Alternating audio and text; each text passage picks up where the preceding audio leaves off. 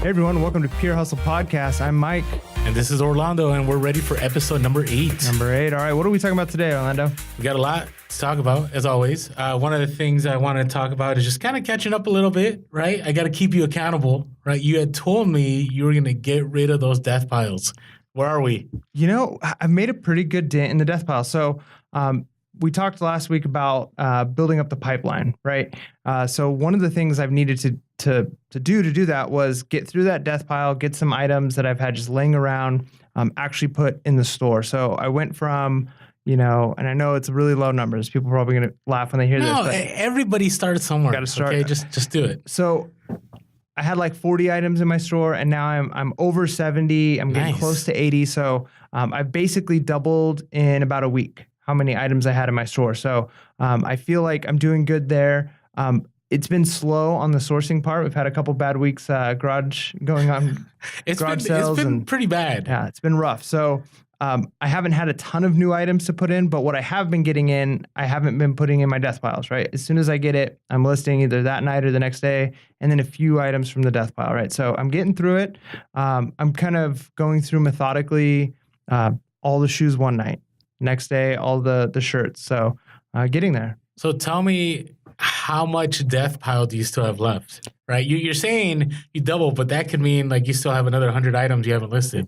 It's not that many. The key, I've got a few odds and end things here that won't be too bad. The rough one for me right now is I've got some electronics. I've got like a whole stack of electronics that I need to like test and clean up, and that's what's like really I'm procrastinating on, right? Because I don't want to test it. That's tough. Yeah. I'm in the same boat. I call them money stacks, because what happens, like right now, I probably have, I want to say about 8 to 10 DVD VCR players. You know, the dual deck ones? Yep. Are they called dual decks? I don't know. They play both the DVD DVD, combo. VCR combo. There you go. And initially it was kind of like, okay, I'll take care of this. And then I kind of rationalized in my head that I'm going to collect all of them and then test them all at the same time and then ship them off all at the same time. That's my plan. Are you saying that's a bad plan? No, I don't think it's a bad plan. I will say electronic death piles are the worst. It's bad. It's really bad. In fact, I started it one night. I was like, all right, I'm going to get through my VCRs. I pulled one out and it ate one of the VHSs that I put in there. And I thought, okay, maybe was it a Black Diamond, Walt Disney? Yeah, and that's the bummer is it goes for like $10,000, I think. Okay, if you guys have no idea what we're talking about, I think it was early this year. Was it early this year? It may have been last year, but yeah. Okay, but there was this big thing where like these Disney VHS tapes were selling for several $1,000s. And so there was this mad rush to get them, and they're not worth anything. No, they're not. What I think it was, and nothing against eBay. I think they do a good job of trying to probably prevent this stuff. This is just a theory. I'm assuming it was probably money laundering of some sort, right? Like not on eBay. Oh, well, not that it's eBay's fault, but I mean, people have got to, if I don't know if it's drug money or what kind of money, but if they're trying to make it clean and get it so that they can put it into a bank account, what easier way than... Are we telling people how to hustle unethically now? No, I'm saying just checking. I think that's the cause of that black... Because can you imagine that? Remember, we're pure hustle. We got to keep this pure, but think about it, though. Think about if, I don't know, some drug dealer or whoever it is has this thing going where they, the person knows to pay $10,000 for this one VHS. People see these going for that price and they think, oh, I've got one in my shelf. Like I'm going to go put it up and sell it for this, not knowing that there's, probably some secret code word that has to be in there. Yeah, I don't know. I remember hearing it, and I'll admit, I did look for a little bit. And then after a while, I'm like, this is ridiculous. Like, because they're everywhere. Now, if there's someone out there that can validate that this whole Black Diamond Disney VHS thing was legitimate, like let us know. DM us. No, there's no way it was legitimate. Okay? There's no way. No, just DM us on Instagram, okay? Pure Hustle Podcast. On Twitter, Pure Hustle Cast. Just send us a message. Give us your story. We love to know. I'm sure we won't hear from anyone, but if you legitimately believe that there was value in this, please let us know. I'd love to hear it. That'd be crazy. And we're going way off topic now. We are. We were talking about death. See, the same thing with death files. Like, you don't want to think about death files. But maybe off topic on this too. But do you remember a while ago, like, people were selling the most random things on eBay for like insane prices? I remember hearing stories of like people selling like a jar of air that somebody breathed in. Yeah, I remember those. Or the latest an one was Xbox box. You remember that? Yeah, I do. But people do sell Xbox boxes. As if it's like, but I think they're like maliciously trying to, in the I see what you're saying. Well, the latest craze is mystery boxes. Now it's been probably about 2 or 3 months since they really took off. But have you heard about this? Mm-mm. So what basically people do is they go to their junk drawers, supposedly, and they unload their junk drawer in a box, and then you can like buy that box. So either it's a mystery one where you don't know what's in there, or you can see all the items and then like you can bid on it. Now I'm surprised that eBay's running with it. This was a while back, so anyways, we don't need to talk about it. Obviously, I think just like the Black Diamond thing, there's some kind of setup with those in the sense that you obviously would set up a junk box in a way that it would sell. Right. Because my junk drawer right now, like no one wants like broken pencils and markers that aren't working and a crazy glue that is unable to you're unable to open it, right? Because it's sealed. Like no one wants that. But if there's like a random locket, right? I don't know if it's such a random locket. Right.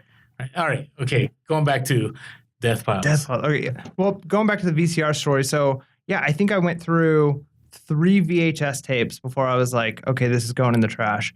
In fact, you wanted it to work. I wanted it. In fact, I opened it up because I fancy myself, kind of I tinker with things, and I've kind of learned how to clean up some VCRs and make them, work so they are, in working condition.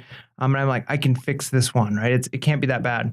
And every single VHS tape I stuck in, it ate up. So I throw that one away. I think I was out of VHS tapes because I only bought a handful to test. So you had to go back to the thrift store and buy some more? Buy some more VHS tapes. I've been there. Yep, luckily, it's down the street from me. So. And I think all of the VHS tapes I picked up were Black Diamond. So that might have been some money. Money lost. I know. What can you do?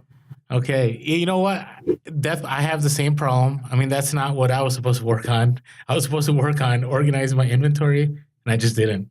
It's so overwhelming. And the lesson for all of you that are new is to start organizing now, right? Once you get to having over 1,000 items, that's not the time to go, I'm going to fix my inventory. Now it's doable and I'll be able to get to it. Right now it's hot in San Diego and we're spoiled because we rarely have humid weather, and now the humidity is like crazy. Yeah, it's really bad. Are you sweating right now? Yeah, if you're watching us on YouTube, you can see us sweat. If you're listening to the podcast, take our word for it. It's hot, So my wife and I have actually the last couple of days have been out in the garage. We got some totes. We started organizing. The big thing I'm trying to do right now, maybe a better way of doing this, but I'm kind of like a Excel guy, and I like to put in numbers and have charts that automatically do all the math for me. Good for you. Yeah, it's a great skill to have if you actually use it.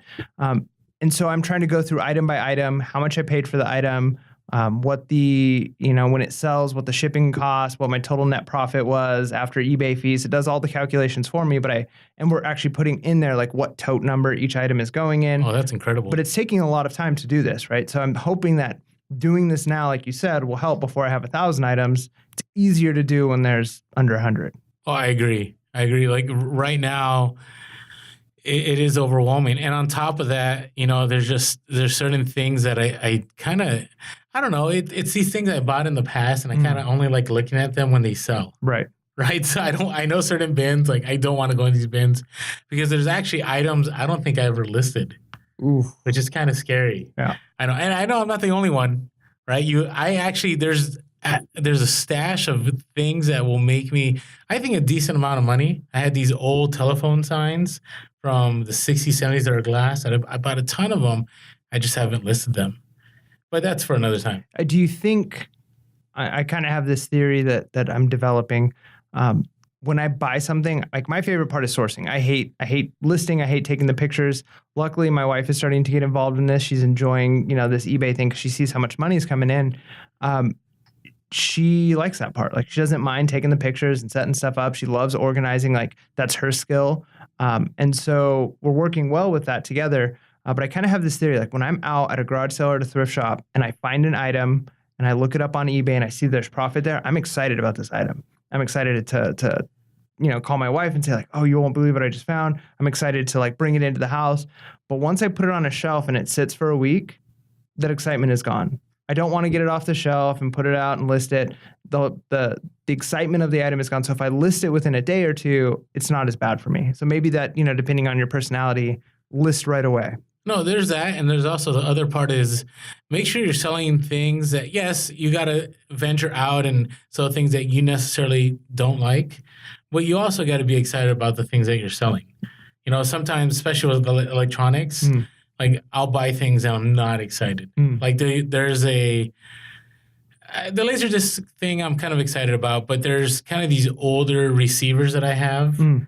And I'm not excited about it because I have to find speakers. I have to connect the speakers to it. I have to find, music to play on it. And then I got to shoot a video. And it seems very overwhelming. Yeah. Now, the ROI is great. Something I bought for 10, I'm probably going to be able to sell for 150.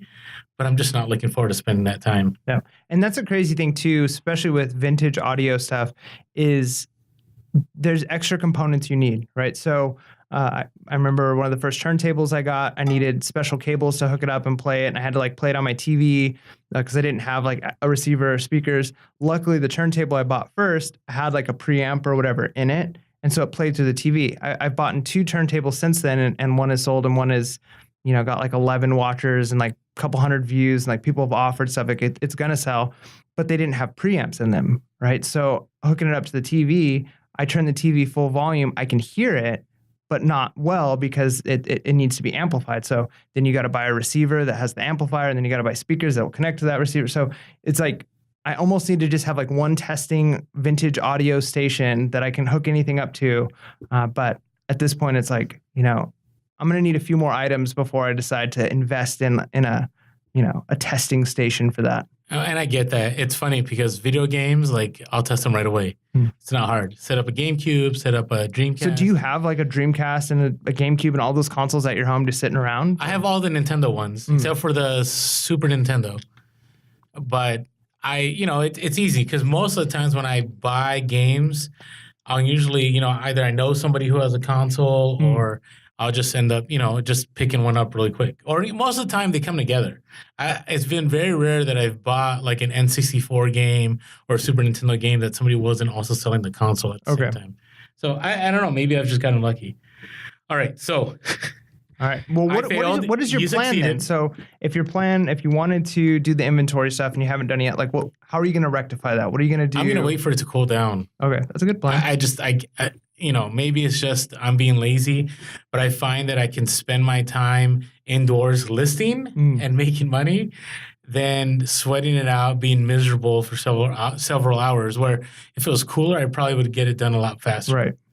I could, throw on a YouTube or a podcast, and that's not ours, and listen to it. You mean you don't listen to our podcast all the time? I do every once in a while, make sure we don't sound weird, but that'd be kind of awkward doing that all the time. Yeah, so, all right, hey, just a couple random stories. eBay's been through a lot, I would say, in the last 2-3 months, as far as with issues and changes and they're still happening. And I want to let people out there know that don't give up. A lot of people are jumping onto the Poshmark bandwagon, right? Your wife's doing Poshmark. Yeah, right? She actually just started Poshmark, which we're still trying to figure out. Which I think is great. I'm not saying don't do that, but diversify. Diversify is good. And I mentioned that on Instagram a lot. Sometimes I have things on Amazon that don't work out, still sell them on eBay.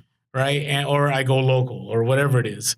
But, eBay, I think, is still that platform. And we're not paid by eBay. I keep saying that. We didn't get invited to eBay Open or any of that. But, there's been a lot of random stuff. Just 2 quick stories. All right, so remember those Skechers shoes that, somebody wanted to return them and they're going to be outside of the country? Yes. And, well, eBay is kind of interesting. eBay actually did close that return. Okay, and they've very clearly spelled out in the email that the return was closed, and don't have any more responsibility. If I get negative feedback, it'll get removed. I won't have to refund the customer. None of that. Well, that's awesome, but a day ago the package arrived. Oh man! So 5 days later, and they wanted signature confirmation. Oh. So my son signed for it, right? And I see this box, and I'm like, what is this box? And I open it, and I go, here they are. And yeah, souls were falling off. And so now I'm in this dilemma. Do I still refund even though eBay's closed out the case? Right. And literally I could just say, no, I could just move forward. But then there's something tugging at me. Yeah. Like the ethical nature of it. In the sense, let's say I was the person that bought those, right? And legitimately something happened. Now, today I did put it on the Insta story and I put on a poll and pretty much everybody, it was like 91% said no, do not accept the return, and 9% said yes. I think there was like 1%. A couple of people did DM me and say, it's very possible that for that to happen if those shoes were out in the hot sun and things became unglued at one point in time, and then they were put in the thrift store, even though they were brand new, it's possible that later on. So I think I'm going to refund them. I think that's the right thing to do. I mean, I don't think you have to, right? Like you said, you don't have to, but if you're at a place where, you've got money coming in, you've built that pipeline like we've talked about, those are those one-off items, right? Like you're going to get those occasional items that you're going to lose money on or that you're going to have to deal with a return. And maybe it's not going to affect you positively. You're not going to get any like direct benefit. You're not going to get a positive review, or maybe you will, I don't know. You're not avoiding a negative review. You're actually losing money on this. But, it maybe it's just the human thing to do, right? The nice thing to do for somebody is... I don't know. And maybe listeners out there, you would disagree. I'm kind of more of, when I go through this process, I always try to put myself in the shoes of the buyer. Right. Right, because that helps me understand, like, sometimes, you'll pick up that thrift store item, right, and there's, like, a flaw, and you're kind of like, do I put this on the listing, right? Maybe people won't notice. Well, there's 2 problems with that. Number 1, usually they do notice. And then number 2, if you were that buyer and you bought that, you'd be pretty bummed. Yeah. And I don't want buyers having to deal with that. And I think that's why eBay is always, looking out for the buyer, because I think as sellers, and this is just, maybe I'm just speaking for myself, but we want to make that sale. So we're willing at times to kind of, work around things to get that sale. But in the end, it just helps out just to go that extra mile. So, and it's better for us as sellers anyways. If we've already talked about that eBay does protect the seller, it makes it difficult for a buyer to maliciously leave negative, feedback if it's, if you've done your due diligence, right? Right. So there's that positive aspect of it. But I do want eBay to be on the buyer side, because I want buyers to have confidence in eBay so that they're using eBay. Because if eBay isn't supporting them, buyers are going to leave, and now I can't sell my stuff.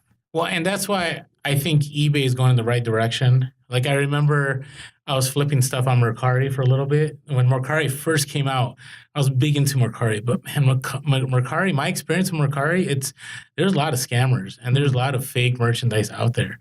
And I'll never forget, like, the multiple times that people would buy stuff and then never paid. And we talk about on eBay that happens a lot.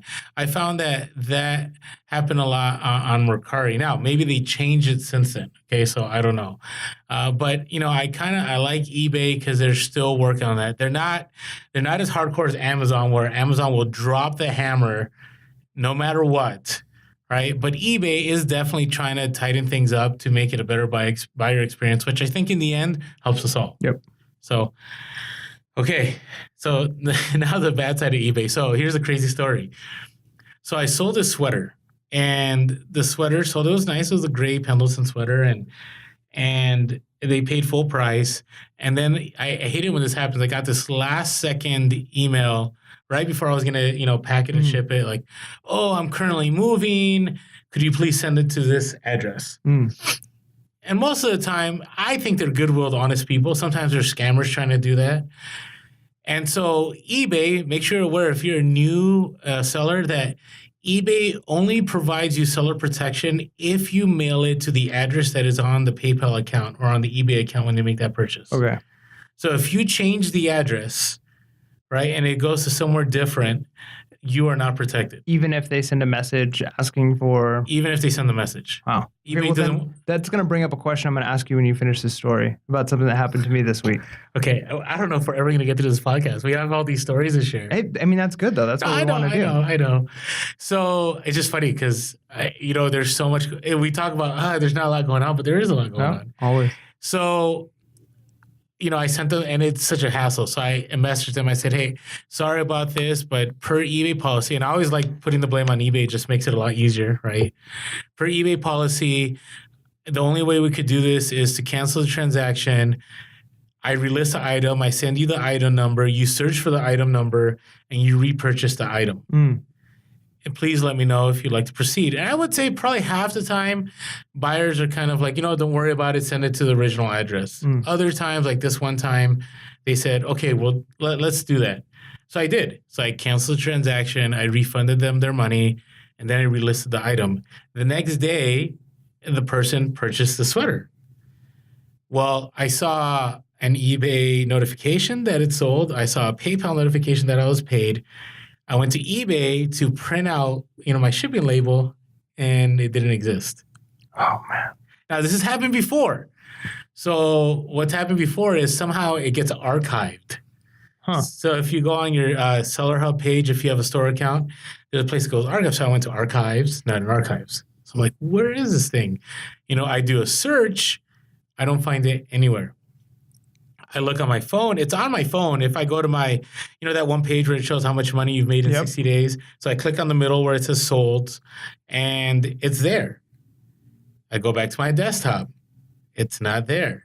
Now, it has the address and stuff on there, so you could still do the shipment. You just can't print it out Well, yourself. if I had like an air printer, maybe I could have done it. You know what I mean? Like if my phone was connected, but I have an old school printer, which I need to update. Now maybe you could do what us new sellers are stuck doing before we get that eBay discount, and it's hand write out the address. I know. Okay, so I really have a problem with that because I have expectations of eBay. They want us on their platform. So I called eBay and I'm like, hey, this isn't working. I don't know what's going on. Where's my item? So they said, oh, let me look. And so what happened is, and I actually went to it, I put the item number of the new purchase on eBay, and I click on it, and it says, buyer has canceled the order. But then I call it PayPal, and PayPal says, no, the money's there. Like, what is going on? So I tell eBay this, and eBay goes, oh, there's no transaction anywhere. And I said, okay, so what should I do? They said, well, you should call PayPal. So I call PayPal. PayPal says, yeah, that's eBay's problem. You need to call eBay. Right? And I say all this, the part of this is very important to pay attention to, because if you all don't know, eBay is going to a new payment system. Interesting. It's called Aiden or Idan or something. It's a European company, but it's going to be all within eBay. Is that a little scary though? Like, is PayPal one of the things that makes eBay a selling point, do you think? I don't think so. Well, eBay and PayPal used to be kind of one and the same, and then they kind of went their separate ways. Okay.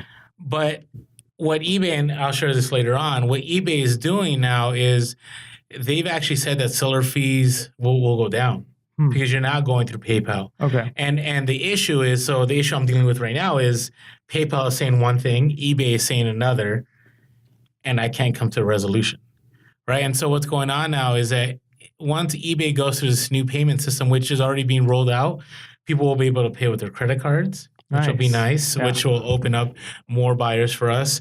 And then any issues, you won't be calling eBay and PayPal. You'll just be calling eBay and dealing with eBay directly. That's nice. As far as I heard. So back to the story. So PayPal says, no, call eBay. And I kind of made a smart aleck comment and said, yeah, eBay, huh? Glitchgate. Like, it never ends. And it's like the PayPal person knew. They're like, yep, sorry about that. That's rough. So I call eBay, and then eBay goes, you probably should just go to PayPal and print a shipping label through PayPal and send it off.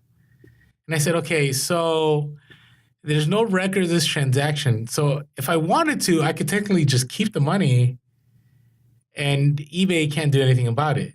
PayPal can, but eBay can't. And then the person said, sir, you don't want to do that, blah, blah, blah, blah. And I said, I know, I'm just being facetious. I'm kind of a little annoyed, and they couldn't resolve the problem.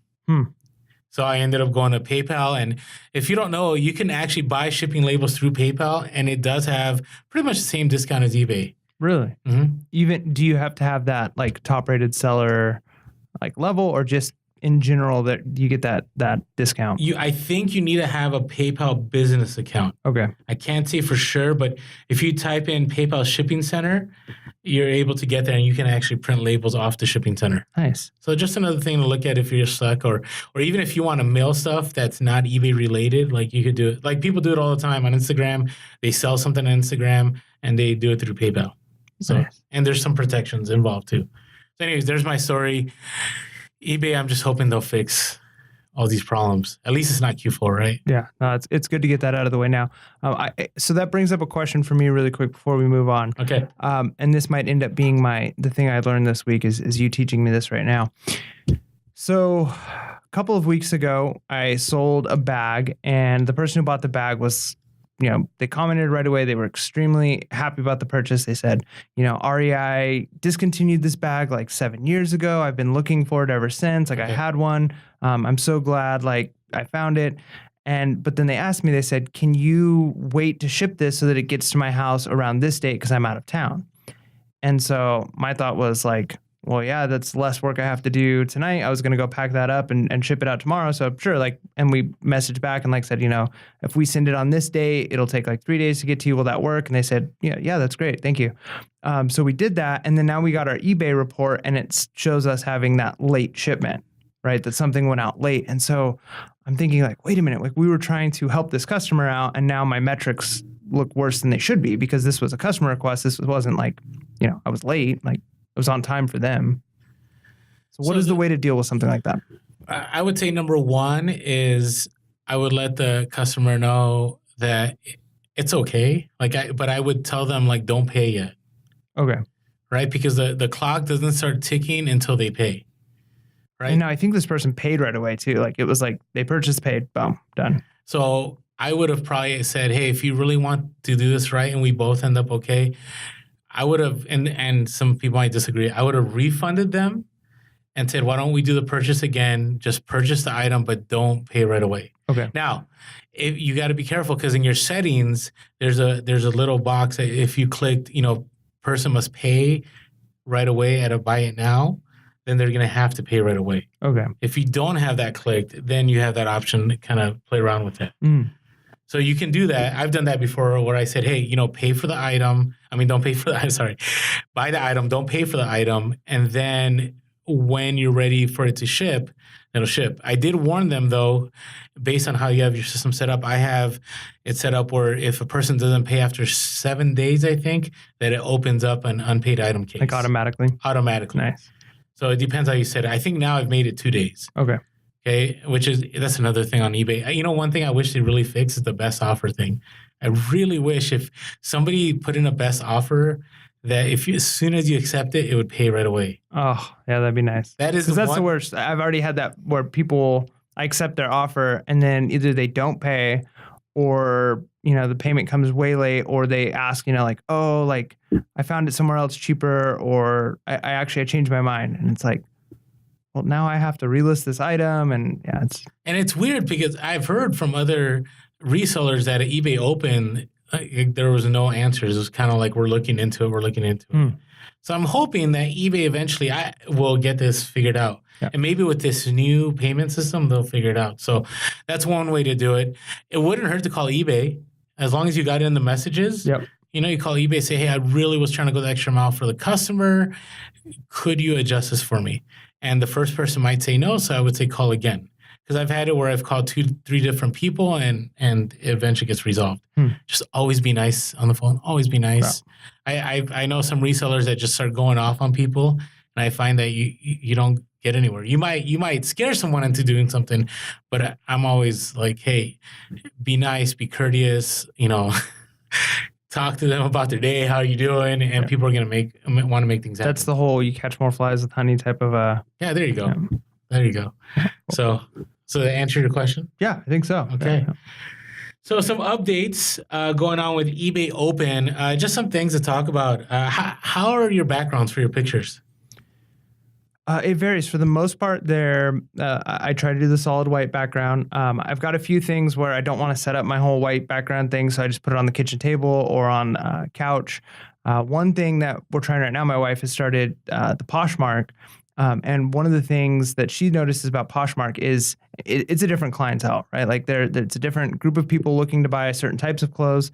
And so the pictures are more like Instagram style, like have to be staged a certain way. Okay. So she's doing some pictures of the clothes for Poshmark the way they want it, where it's the article of clothing with like the rest of a potential outfit with some accessories and like maybe a plant in the corner. And like, it just looks like, really artsy and cute. And so she's like, hey, like this looks really nice. I should do some of these for eBay. So we've done a couple of clothing items like that as well. Okay. So I don't know if warning is the right word, but I would encourage you just use a white background and only the item you're selling. What I find is that a lot of buyers get confused. Like this I think was happening a few years ago where people would try to stage, like you said. Right. And then a person would buy something and then they're like, hey, where's this pair of sunglasses that came with the sweater? Where's the shoes that were in your picture? Right. Because sometimes people are on their phones and they're just buying right away. Yeah. They're not reading title or description. They're just... I get so many messages about, can you tell me more about what is the exact model of this shoe or whatever? And it's actually on picture 11, but they never got to picture 11. Right. You know what I mean? So I would definitely encourage you not to do that. Okay. And at least for eBay, right? Like, so Poshmark, you do what you got. Yeah. I'm not a Poshmark person. I don't know if that's what works. Go for it. But on eBay, I would just make it just the item. Yeah. I mean, that's important to know, right? Like every platform is going to have its clientele, its specific. And I think you mentioned, I'd heard you say something about backgrounds potentially affecting even the algorithm. So white backgrounds, and this was validated and verified and said over and over again from eBay Open, from people that attended eBay Open, was that white backgrounds are the way to go. And so they said something about it optimizes things for Google search. I don't know how all that works, but they're very clear that it needs to be white backgrounds. Okay. And there were actually some of the, I keep calling them the eBay celebrities that are very much talking about they need to go to the white backgrounds. That they enjoyed using different backgrounds, but eBay is very much telling them white backgrounds. So if that's what they're telling you to do in their sandbox, then you do that in their sandbox.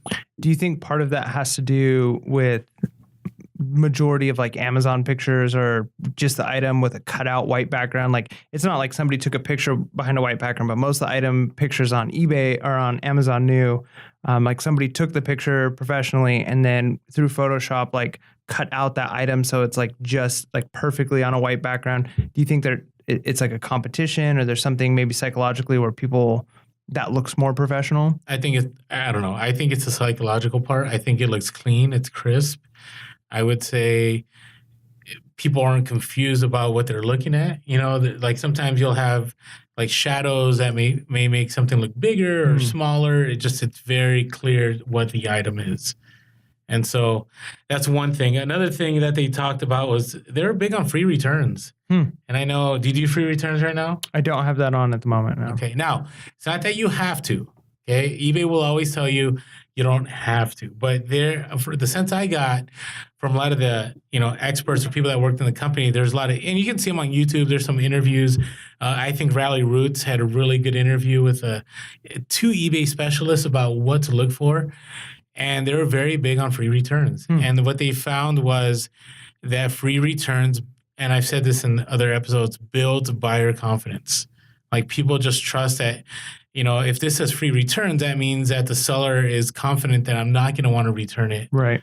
Right. And so I want to buy in. What I think eBay is going to do, and maybe they've already done it, if there is a secret algorithm, is that free returns will definitely put you in a better place. Move up towards the top. Now, what scares me with that is I've kind of started with a lot of electronics and like odds and end trinket things, which I haven't been too concerned about with for returns. Clothing, I'm starting to break into the clothing market a little bit. Oh, I can just imagine. Because I know how people shop at the store. I'm guilty of it too. Walk into store, I don't want to go into the fitting room and try everything on. So I'll buy a bunch of things, take it home, and if something doesn't fit, you take it back, right? You keep the tags on it. And most stores, it's not a problem at all. They're moving so much inventory, they don't care. They just put it back out on the shelf. I don't want people shopping on my eBay store like that. I don't want them like, sure, I'll buy that shirt and try it on and see. And if it doesn't fit, I'll just send it back, because that shirt that I might make a $10 profit on all of a sudden could cost me a lot of money. No, I get that. I mean, I just had a Spooner Hawaiian shirt that somebody bought. They paid $40 for it, and they returned it. And the reason was husband didn't like it. Like, that's all it was. Like, nah, it didn't fit. It didn't work. Just the husband didn't like it. But I think it's the cost of doing business. Right. I think in order, think about it. If it's going to give you more sales, eating maybe a $5 or $6 in a return, and if it's clothing, if it's shirts, you're talking about maybe $3 or $4. I think it's worth it. The concern is when it's the bigger items. Right. Now, do you think eBay should, and of course we have no power or control or say in what eBay does, but I feel if eBay wants to make that part of their platform, if they're trying to bring people there, that they would be the ones to potentially eat the cost on like a certain amount, or at least offer a credit. Like if somebody returns an item, you get a $5.99 or $4.99 credit on your account, potentially off of potential like later fees, future fees, because you're taking returns. Like it just seems like something that, yeah, it's helping us, but if they want people on their platform, they should want us and help us. Well, they kind of do that indirectly, in the sense that in order to be a top-rated seller, like you have to offer free returns. Right? So if you don't offer free returns, you don't get that 10% discount on your final value fee. Now, some people have done the numbers and they said the amount of money I would save on final value fees isn't worth it. And so they decided to keep doing no returns. Or actually not no returns, but no free returns. Right. Right. So I don't know. You just got to find the model that works for you. I know for me, like I remember I was really scared 2 years ago when eBay said you need to offer 30-day returns. Right. And I did have a couple people I know they rented my shirt for like an event and they returned it, or a jacket. But my returns didn't change. I didn't get more returns because I turned on free returns. I didn't get more returns because I turned on 30-day returns. I mean, because it's a hassle even for the customer, right? I mean, there's been a handful of items. I think I have probably like 12 items that I've bought in the last year from Amazon that for whatever reason should have been returned, and they weren't super expensive things, or I would have returned it. But it's like, I bought this for $8 and I need to return it, and I just didn't get around to packing it and calling Amazon or filling out the. So I mean, it's a hassle for a customer. So unless there's really something wrong, I'd hope they wouldn't want to return it. Yeah, and I think it's just the cost of doing business. Yep. But, everybody has their own model. I would say if you're into hard goods and you sell big items, then you really got to consider. And actually, it was kind of interesting. I don't know which video I saw, but I saw somebody in eBay being interviewed, and they asked them, like, should you do free returns on everything? And the person said, well, if you're selling really heavy items or things that cost a lot in shipping, eBay is not telling you offer free returns. So now, granted, eBay is going to say the political thing. Right. They're not going to say, you must do this. But I get the sense that they are saying, you should do this. Gotcha. So a couple other things. Item specifics, they're very big on that.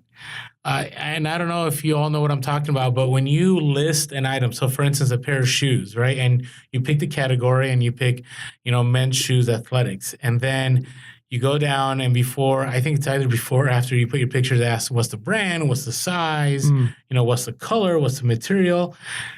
eBay is very big on the more specific you are in that information, the better it is for you to make sales. Okay. So that's just something to pay attention to, because I always found those things annoying. Right. Because I said, hey, it's in my description anyways. But what they're saying is it may be in your description, but whatever they're using to, put the rankings in. It's easier for them to filter, the specific. Yeah. I could see that. I find I don't typically add much there, and I probably should. But a lot of times there's a lot there when I'm able to not copy a post, but I find the same item that, I'm selling, somebody else has sold in the last, couple months, sell a similar item, and all of those fields that they populated are populated already. So make, model, I just have to go through and make sure everything is accurate, because there's been a few that I've actually had to be careful with, where I did the sell one like this, and I'm going through and I list the item, and then I look at the description later, and something that's in there is totally wrong. Like I bought some Mega Blocks, like a giant tote of Mega Blocks. And so I did a Mega Block lot one, and it looks like just like mine. And Mega Blocks? I know it It was worth it though, because I think I bought like 30 pounds of Mega Blocks, like 5 instructional manuals, and a bunch of like Harley pieces that went with it. Okay. For like $15, and it Okay. came with a free tote. So Okay, hey, you know what? I hope you sell that quick. they're gonna sell, and when they sell, I'm going to. You're gonna just show me the solds. It's gonna be my hustle of the week. There you go. Okay, I'm waiting for that Mega Block hustle. Mega Block hustle of the All week. right, sorry, So, didn't mean to give you a hard time. Well, I did, but okay. I know that wasn't. They're not Legos. I get it. I know, but so I get these Mega Blocks, and I copy a post from somebody, and now it's like locked in there as if it's Call of Duty. Right. And so there's nothing I could do to change it. Got to delete the post and redo it. And there's been a few other things where I copy a post and it says like in the description, like leather, but it's like, this is not a leather item. And they sold theirs and it said leather in the filter. No, I know that happens to me all the time. Two things happen. I either have somebody message me and says, hey, in your title, you say size 12, but in the item, not the item description, but item specific, it says size 11. What is it? Right. And if they looked in the pictures, they would have seen it. But, again, I don't think people go through all the pictures. Right. But, I think you got to be careful. You're right. Because I've sold stuff too before. Like it's been like a Nike shoe and it'll say like brand name Adidas and the item specifics. And I'm like, no. And I'm like, do I contact the buyer? I'm like, no. They obviously know it's a Nike shoe. Like you can't, could they maybe make the argument later on? Don't know. I haven't had that happen. I thought this was a crossover Nike Adidas shoe. Yeah, item not described. Right, these were not Adidas shoes. Right, I've never had that happen. So that's good. A couple other things. Just want to talk. I don't want to belabor the point here, but they're also very big on this idea of, making sure that you're very. I don't know. And this is I kind of got thrown off a little bit. That you're very buyer centered. In the sense that, and this is just basic customer service idea that, you offer free returns, right? And part of that offering free returns that, when people message you, you keep inside the messages. Right. Okay, we've already talked about that. And that pictures, that you're very big on offering as many pictures as possible. They've actually said 4 to 6 is where you need to be in your pictures. Okay. Right, because buyers, even though I keep telling you they don't look past 1, I think eBay has something set up that if you don't have, 4 to 6 pictures, you might not end up, as high, I guess, on the listing page.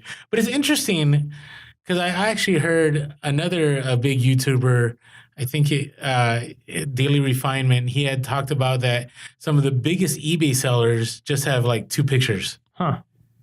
And they sell thousands of items. So maybe they're new items and they're stock photos and it's not a big deal. But I've always been a fan of like, if you can fill out all 12 pictures, do all 12 pictures. I mean, don't force it. Like, don't take multiple pictures the same angle, but it never hurts. And the sad thing is when you get to 12 pictures and you realize that more than half of them are flaws that you're trying to show. Yeah, I would say like, this was a bad buy. You know what? Here's a solution to that. Video. Okay. So I've done it in the past where I've bought like, let's say a vintage item and it's still worth a lot of money, even with all the flaws. What I've done is I've shot a video and then put on YouTube and then use that YouTube converter I talked about from philippinetools.com. And that's how I've done it. So what I've done is I've taken 3 or 4 pictures of flaws. And in the description, I'll say, cosmetic wear throughout, parentheses, please see video. And I've never had a problem. That's nice. And in the video, I make sure that, I focus in on the flaws in the video. And the video is really awkward. It's like silent. Yeah. It's like a minute or 2 of just going through but it's been totally worth it. You should like play some crazy techno music in the background as you're doing it. I've thought about it, but then, I kind of don't want to take away from the item. But, if my son's like yelling in the background or something, then I'll put some music in there. So put a motivational speech on or something that will like get some subliminal message in the back. Buy this item. So just something to think about. So if you can't take enough pictures to show all the flaws, go to video.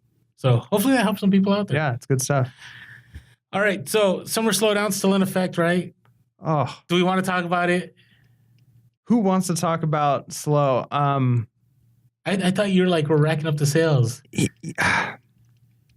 I've slowed down the last couple of weeks. It's been slower. So you think the conspiracy's true? Like eBay just hooked you with a lot of sales? It's possible that happened, and and maybe maybe it actually hasn't been as slow. I haven't had as many of my what I'm calling the big ticket item sales recently, right? I've actually sold quite a few things. I'm averaging about 5 items a week, which is not an incredible number, but for the size of my store, I feel like it's good. That'll scale up nicely.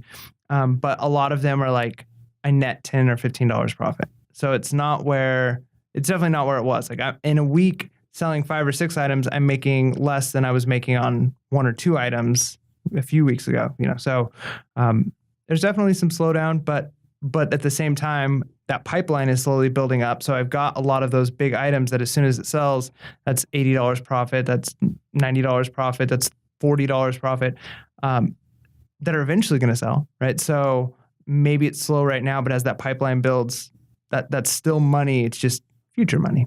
No, it's good. And that's what you want to think about. And I said this in the last episode about, Q4 is around the corner, right? So right now is the time to source. Now, I will say sourcing has been kind of interesting. Do you find that too? That you've had trouble sourcing? Garage sales have been, the last 2 weeks I've gone out to garage sales have been terrible. In fact, part of it, this last garage sale, I don't know if I mentioned in a previous podcast or not, but I went to one that was claiming that it was a huge. No, you just told me this over the phone. Oh, did I? Okay, yeah, so we were texting back and forth about this one. There was this garage sale. I'd mapped out. I'd spent 40 minutes mapping out 15 to 20 houses that were within a few miles of me, and then I was doing the ones that start at 6, the ones that start at 7, the ones that start at 8, and I had this whole map out. And then I saw a Craigslist ad for a community sale with 99 homes, majority participating in, and it was in a really affluent neighborhood. And I'm thinking, oh, this is gold mine, right? I'm going there. Those are good garage sales. And it was a 45-minute drive from my house, and I'm it's going to be worth it. I'm giving up all of these local garage sales to go to this one. And there was another community garage sale on the way that started an hour earlier. So I was I'm going to hit this one first, and then I'm going to get to that one at the start time. So I get to the first one that was supposedly an entire complex, and it was 2 people out in front of an apartment complex, on a little grass slope. That you had to get through a little. It was terrible. And they didn't have very many things. And I was okay, this is the first community sale, 2 people.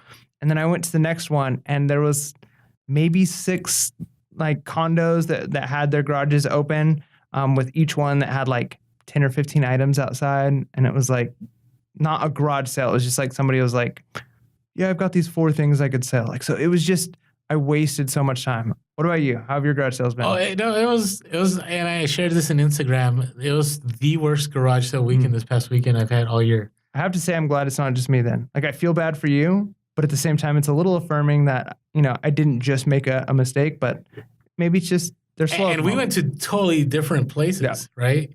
And so I will say it was very discouraging. And I think what I did, that's right. I went and did some retail arbitrage, and I felt better. Yeah. But it was pretty hard. And you just got to be careful on those, because I've done that before where it's a really terrible morning, and then I just start buying junk, right? Because I want to feel better. You want to get something. You don't want to say, hey, I just lost 2 hours of my day. Well, one of the things that was really nice for me when I came home from that day, I walked through the door. And my wife has been so supportive through this. I love how excited she's been as I've been buying things. And I walked through the door, and I was just kind of almost embarrassed, especially because I drove so far. She's like, how'd you do? And I said, I didn't buy a single thing. And she goes, oh, good. And I'm like, what do you mean, oh, good? And she's like, well, I'm glad you didn't buy junk. And I'm like, good. Oh, I'm like, well, that's a good perspective, right? True, I didn't get any, I didn't find my gold mine, but I also didn't waste money, right? I could have gone down that path where it was I drove to this garage sale. I'm buying whatever I can buy, even if it's not going to sell. Yeah, and that's good. You don't want to force it, because I've done that before where you have those terrible. And I keep talking about, you got to grind. You keep going. You keep going. You keep going. But there are those times where you're just not going to find anything. Now, last weekend for me was extreme. I literally bought nothing. I mean, I couldn't believe it.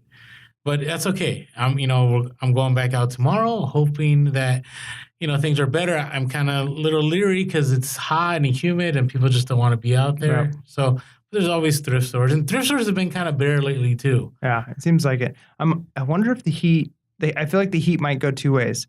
It might be that nobody is outside when they're supposed to be outside selling their stuff. Or it could be that they just want to get everything gone so that they can go inside and drink an iced tea and watch, Netflix. True.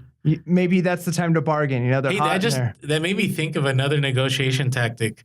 What I've come across lately is people go, yeah, if you don't pick that up now, you know, it's just going to go to Goodwill. And the moment they tell me that, that's when I know I got to go low on my prices. Really? And I've done that to a few garage sales where, you know, I'll ask them, like, well, you still got to, you know, I'll show up late. And I go, you guys got a lot of stuff. What are you going to do with all this? And so if they start telling me they're going to donate it, then I started going, hey, you know what? I want to help you out. Like, what are some ways we can work that I could buy a few of these items? So it's less things you have to put in your car and take. Smart.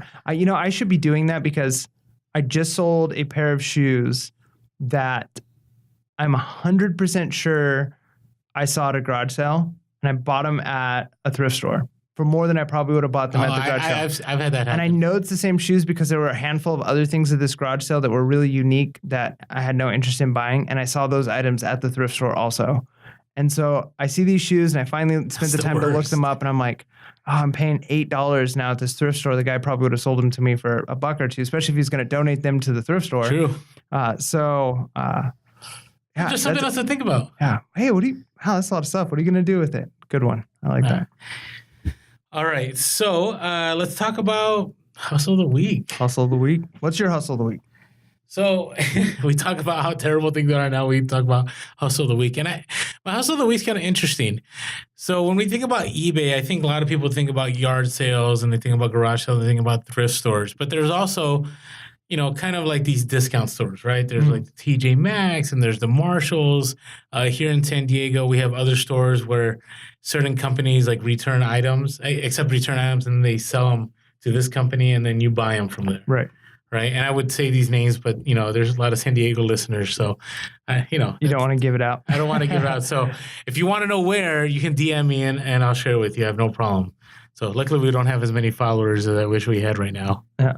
There's going to be people listening years from now like, oh, man, they were going to give the gold mine away back then. And now they're too big. No, but, yeah, don't I wish. So, you know, I came across these fanny packs, like these North Face fanny packs.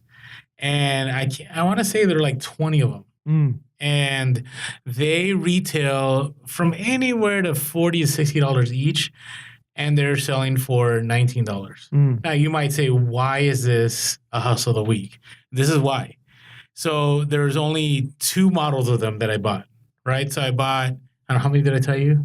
What, 20? Okay, yeah. So I bought 20 of them, right? So let's say they're 10 and 10, right? All it's going to take for me is to take a picture of one of them and put quantity 10. Yep. One listing. One listing, and that's it. And fanny packs are like big now. So bizarre. Right? Would you agree they're big? Oh, they're back. Like it's really funny seeing, and not just, I don't mean to sound, you know, I don't want to stereotype here, but I would assume it would be just women wearing fanny packs, like as it's coming back, because I've seen that. You know, it's the 21st century. Right? That's what I'm saying. I'm not trying to be throwing it out. I'm not trying to be offensive there, but like when I saw them first come back, that's the clientele I saw buying them, and it made sense, right? Like, you know, it was kind of cool and hip, and then like I'm seeing like a lot of guys with them too, and I'm like, wow, like these are back, like they are, and I think they're kind of back in some ways, like tongue-in-cheek. People are being, you know, it's like kind of the hipster thing. I don't know if they're back like actually cool. They're almost ironically cool. Yeah, but it's weird. I actually considered like using one. Oh, going to a garage sale? Yeah, I want to buy one for sure. Okay. So maybe I'm not the only one. Like no, I remember when I was in high school, we always made fun of people that had fanny packs. Was it just me? Yeah, I think I was probably one of the people making fun of people with fanny packs. We're just mean, weren't we? A little bit. Okay. Anyways, so they're the ones getting the last. But now it's like it's cool. Yeah, you know what I mean. So, and if you'd see like Nike vintage ones, have you seen what those go for? They go like some go for over $100. Jeez, probably like one of the ones that like my mom just had in the bottom of a closet. Yeah, it's crazy. Yeah. Like I've seen other people sell them. I've seen eBay sold, and I'm just like blown away. So. I see it as a Hustle of the Week. Yeah, I had to pay up a little bit. You know, if I bought, you know, I did. Well, if I bought 20 of them, right? So we're talking about $19 a piece. So we're talking about, if you do the math, what's that? 190 plus 190. We're talking about $400 or so if you add taxes, right? But in the end, if I sell them, you know, for 50, or even if I sell them for 40 a piece, right? I'm still making, let's say, $15 profit on each one, and I sell 20 of them, and the only work it took was buying them. You know, taking pictures of 2 items and listing them, to me, it's worth it. So that's my hustle of the week. Nothing huge, no $1 item that sold for $100 or $200. And I'm expecting that next episode we'll have something like that to share.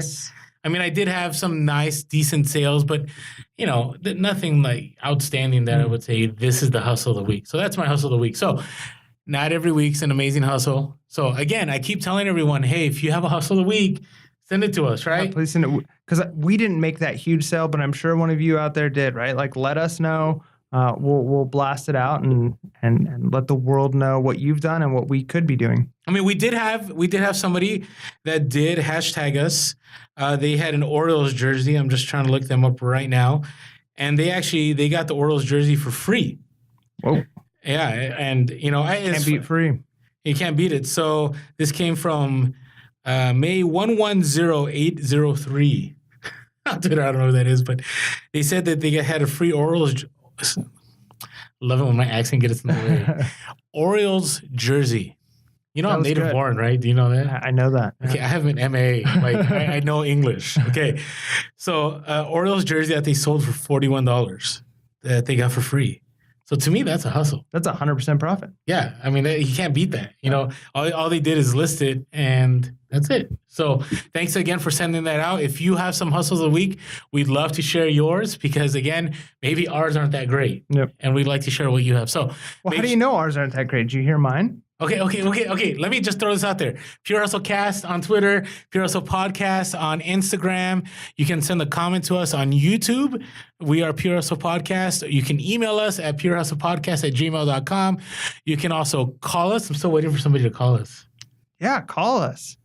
You know what? I'm at a point now where I'd like just a phone call and say, hey, how's it going, guys? I think it's a generational thing. Yeah. Right? Who calls people anymore? That's true. Like, you won't even call me.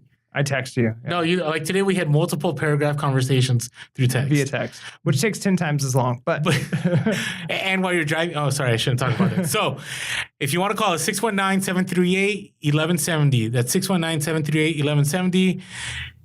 If you don't hear the voicemail, just leave us a message. It is us. So anyways, that's where you can find us. All right. Tell me about your hustle of the week. Oh, you ready for this? So yours wasn't that great, but mine also was not that great.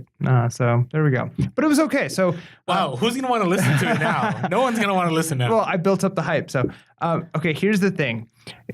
Episode 1, I asked when you mentioned this idea of doing a hustle of the week, I said, well, what's a hustle of the week? And one of the things you mentioned was it's not always a sale. It could be a connection you've made or a source you found or something like that. And one of my biggest pet peeves, I think, of a lot of the local thrift stores around here are the sales are very inconsistent. So some stores have, like, every Monday, it's very specific. All items are a certain percentage off. Some stores, it's the tag thing, and you have no idea. You walk in, and it's certain color tags, and so you have to decide, do I wait on this item? Because at some point this week, but they can't tell me necessarily what day that tag is going to go on. So that's been a little frustrating. And there's this one thrift store, this local thrift store, that has great sales, like, randomly.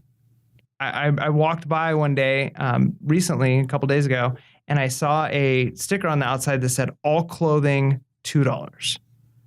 And so I've never seen that in a single thrift store in all of San Diego. All clothing, $2. And it was like an hour before the store closed. Oh, okay. And it's Wait, let me correct. In Temecula at a Goodwill, I did see $1. Ooh, but it wasn't all nice. Clothes. All clothes it was everything. There was one rack of clothes that wasn't on the sale. They had it, like, separated, but those were 5. You could get 5 of them for $25. So it was $5 each item, and those were, like, the items that were, like, normally $30 jackets, and it was, like, no questions asked. So it was by far the best clothing sale. And I'm thinking, as I'm walking into the store, I'm seeing other people with shopping carts with, like, jerseys in it and other things. And I'm just like, this has been going on all day. Probably all the good stuff is gone. And a lot of it was, I was able to pick up, I think I picked up like 18 or 19 items of clothing. I probably could have got a lot more. And I remember I asked the person there, I said, like, how do I know when sales like this are on? And the person said, well, what you do, we have this new program, and it's this computer kiosk that every time I go to the store, I check in and I get, like, they call it a spot. I get, like, a little credit, and I can redeem those for different discounts. And being a member on that system, which was free to sign up for, they send out emails now of the sales the day before. because it's not published on their website. And I feel like it's just somebody in the back that says, you know what? Let's do electronics half off tomorrow, right? Maybe like, they have a wheel in the back. They just spin it. They just spin it and go, what deal are we going to offer today? Yeah, so I mean, there's because it's not consistent. It's not like every Monday is an electronic day and every Tuesday is a shoe day and it's just random. And so now I've been getting emails already, and it's like, ooh, they're doing the special, right? And so I've already gone in a couple of times knowing that a certain special is going on. So is it a little bit like Nike, what they did? So Nike with their outlet stores, they sent out a friends and family discount to a selected group of people. Huh. So it wasn't like everybody got it, just a selected group. So you would go in the store and it's not advertised anywhere in the store. You're saying this was advertised though? Yeah, it's advertised. Everybody. So and you didn't have to have a special email access or anything like that. Nope. It was, and that's one of the things is, okay, so it's not a huge hustle because anybody, could get this, but it made me think I need to do a little bit more connecting with the people at the stores, right? Like I need to talk to people because sometimes I ask like, well, how often are these things on sale? And sometimes the employees don't know, and well, it's different, but because I talked to the right person, not only did they sign me up for that thing, but the lady who signed me up was like, and let me just add a whole bunch of these spots to your account for, you being interested in signing up. And so my first time going in there and buying a bunch of stuff, I had enough spots to get like an extra 15% off of my total purchase. Nice. For free, right? Just because I asked about it and was willing to ask. And now every day I'm getting an email of what the sale is for that store. And that store is within walking distance of my house. So I think that's my hustle just because I think potential going forward, I'm going to make a lot of money out of that store because I'm going to know the sales every day. And I'm going to know when it's worth going in and when it's not. See, and I've been reselling for years in San Diego, and I don't know. I mean, I think I know the company you're talking about. I just never followed through on it. Yep. So, but again, the fact that you connect with somebody is a huge deal. Like I have certain stores where they know me, they walk in and they know what I'm looking for, and they say, hey, Orlando, check this out over here. Or, hey, nice. We have this in the back. We haven't put it out. Check this out. So establishing relationships is so big. And I always say, again, would you say attract flies with honey? Yeah. Catch more flies with honey. Right. So don't be that jerk. Like, don't go into a thrift store and, you're upset about something. Like handle yourself. Because it's going to go a long way, because what happens is I'll go into a thrift store and I'll say, hey, and I've actually had people say this to me, how come you didn't share this with so-and-so or this other reseller? And they're right. Like, well, they weren't nice to us the other day. Oh, man. And I'm like, wow, yep. I can't believe that just being nice helped. So, and this is common knowledge, common sense, but I think sometimes we all need reminders. Yep. And that goes back to, there's a lot of popular quotes that go along this line, and I'm probably taking this one, paraphrasing it a little bit, but because Maya Angelou has a quote, something like, people won't remember what you do or what you say, but they'll remember how you make them feel, right? Okay. So when you go into a store, if it's human nature. When you smile, other people are going to smile. When you're kind to people, even if they're having a bad day, like they're going to remember that you made them feel a little bit better. And so, yeah, like you said, you make that connection with whether it's a clerk there at the store manager, or just, anybody you meet, right? Like there's no reason to not be nice. Yeah, I agree. I 100% agree. So go out there and hustle that niceness. Yeah. Is it hustle niceness? Hustle happiness. Hustle happiness. That sounds better. There you go. Yep. Okay. Hustle that happiness. It sounds like you're stealing happiness, though.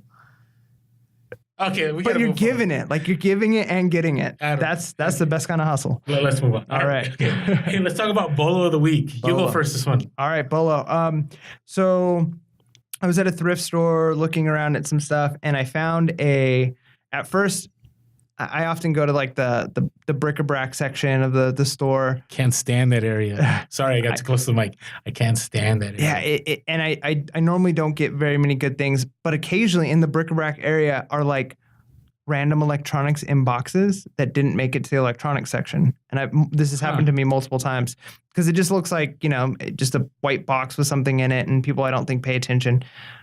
So I grabbed this headset piece. It was in its box. It wasn't new. I could tell it was used, but it was like new. And it looked like a gaming headset. And I realized after reading it, it was a Bluetooth like headset. And I'm thinking, oh, this has got to be ancient. Nobody's going to want like a big Bluetooth headset with like a giant mic that goes in front of your mouth. But I scanned the item. I probably wouldn't have looked it up if it didn't have the bar, but it's called a Blue Parrot. So it's Blue Parrot, Bluetooth. And what I discovered as I was doing some research on it is it's like truckers use them a lot to be able to talk. It's like noise canceling. Yeah. I picked it up. I paid up for it a little bit. I paid $20 for it, which was another sign. I'm like, why is this $19? You know? Do they kind of look like what football like coaches wear? Yeah, like huge. It's like really big. And new they're going for like 150 on eBay, and used is, well over 80. Like consistently selling at that. And I'm like, score, right? So Blue Parrot, it might look like, and it doesn't have to be Blue Parrot. I've seen a lot of these headphones like at garage sales, and people would just walk past them. But if they work and they're a certain brand, they can bring some good ROI. Yeah, I mean, you got to remember the clientele, right? So you might not be interested in it. The idea of driving on the road now, Bluetooths are so tiny, or they're in the car, or it's just an earpiece, but it's still a microphone. So we don't want a giant thing in front of our face. But if you're a truck driver, that's what you want. Is that right? legal? Yeah, no, it's hands-free. It's absolutely legal. Interesting. Huh. I just think about, California, we got these, well, maybe you support these laws, but I'm just not a fan of I can't do anything on the road. But that's safe. Time. No, I know, but okay, but I can chomp on a huge burrito and I won't get pulled over. But if I just one moment unlock my phone, I get a ticket.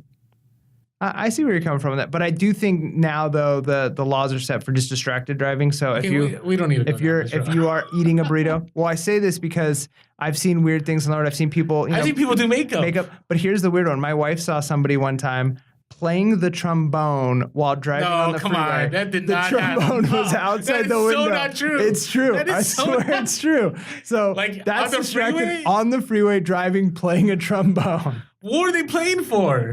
She said he had the whole imagine a high school uniform, band uniform. So probably on the way to the game, playing the trombone. That is new. I've seen people reading, but playing the trombone. Playing a trombone. Wow. Oh.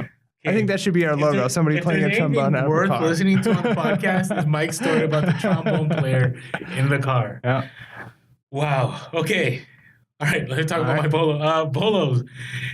So this is going to sound crazy. And I just have been talking about Skechers shape-ups, but I thought these went away.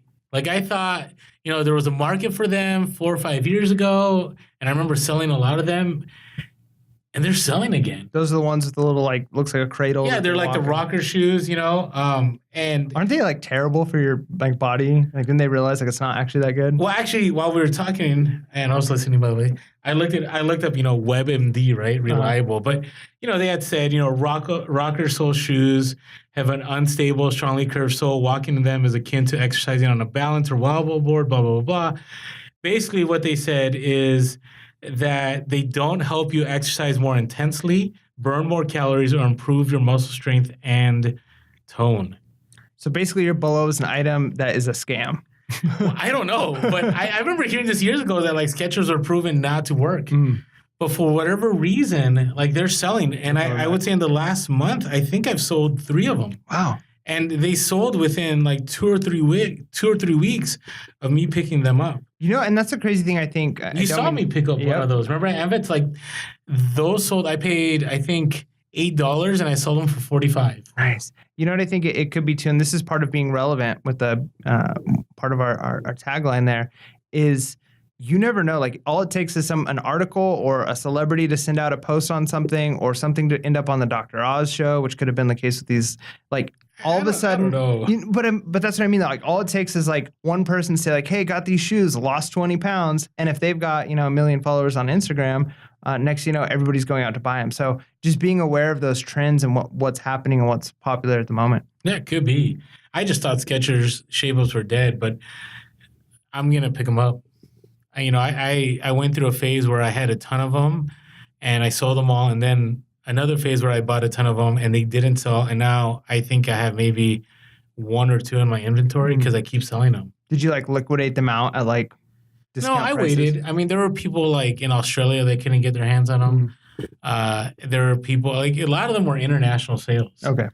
So maybe the news didn't get to them, that didn't work. I don't know, but we have the internet now. I'm sure it got to them. Yeah. So all right, so that's the BOLO of the week. Cool. What are you looking forward to? what am I looking forward to? I keep going for this like magical like garage sale moment, right? I'm hoping. I'm not expecting that tomorrow, and tomorrow's going to be interesting because the air conditioning guy who still hasn't shown up in the last 2 weeks is supposed to show up tomorrow, and it's kind of weird because I guess if I had I say a normal job, like I could just say, "Hey, I'm working. I can't do this." Right. But I didn't feel like I could lie to him. I basically said, "Hey, I don't know if I can be there tomorrow." And they said, "Well, we need to be there early because it gets really hot later in the day." Long story short, I texted them twice today, double checked, didn't get back to me. So I'm going garage selling. Nice. And if they show up, they show up. And if they don't, they don't. But that's money. Like, I don't want it now. It could end up like last week where I'm not going to have any AC working and I'm not going to have any money at the end of the garage sale. And it'll be a miserable weekend. But I am anticipating that eventually there'll be a hustle a week that I can talk about. Hey, I paid $100 and I'm going to make, $1,000 or $2,000 on this. So I am looking forward to that. I do believe that I need to get through some death pile, especially because Q4 is coming. I want to just have inventory out there. Not that Q4 is like Amazon Q4 where I'm going to be selling multiple items a day, but things are picking up, and they will begin to pick up even more and more and more as we get closer to Q4.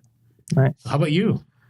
Obviously garage sales every weekend right now are something I'm looking forward to. I think one of the things I'm kind of excited about. I definitely feel like eBay is my market. It's where I want to be. But I want to diversify a little bit and kind of test out some waters in different platforms. Like I mentioned, my wife is doing Poshmark. We want to send a few things to Amazon just to test out the FBA thing, see how that goes. Yeah, FBA. Want to test that out and see how it goes.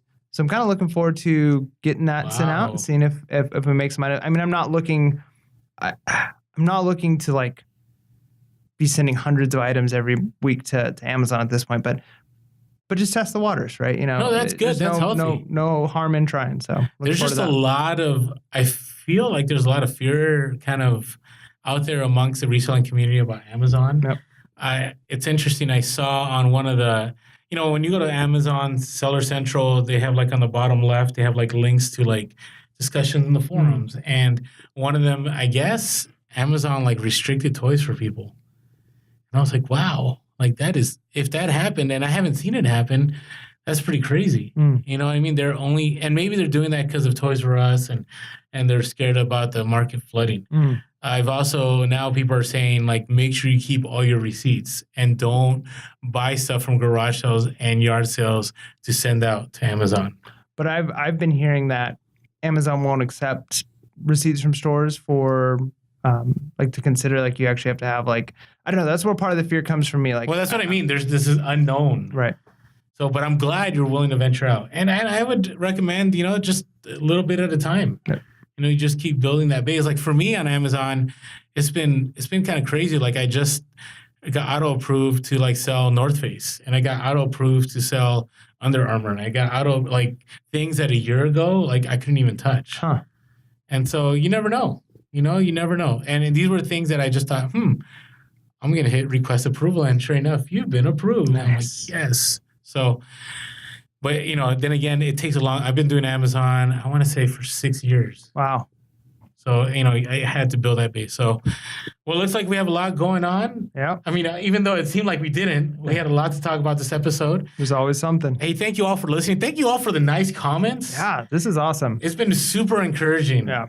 Because, sometimes we throw stuff out there and I'm like, is anybody listening? Like you had talked about when you first came in the room today, you're like, this is kind of weird. Like people we don't know are saying, hey, thanks for sharing about this, or thanks for helping us out. So we hope that you find this helpful. Always feel free to DM us at Pure Hustle Podcast on Instagram. We're also on Facebook. We're on Twitter at Pure Hustle Cast. We'll eventually get on Snapchat. I just feel like we need a lot more people before we start doing Snapchat. Yeah. And YouTube's one of those places we would love for you to subscribe and like and comment. I know we don't have ride-along videos there yet. We're kind of working on those a little bit. I have a couple videos. I have a Toys R Us video that I want to put on there about my my epic travels with my son as we try to do some Amazon this past summer, and I'll put that out probably in about a month or so. So anyways, thank you all. Anything else you want to add? No, I think that's it. Like, you guys are awesome. We appreciate it. And again, as you guys know, I know almost nothing. Orlando knows a lot more than nothing. But still have a lot to learn. But he has a lot to learn. And so we'd love to hear from you, right? We do this every week because we want to help. But we'd love you guys to help us, right? Because the more information you give us, the more feedback you give us, the more we can hopefully, just send out to the world, to the reselling community. Yeah. So, hey, thanks so much. Make sure to be real. Be relevant. Be reselling. Late. Peace.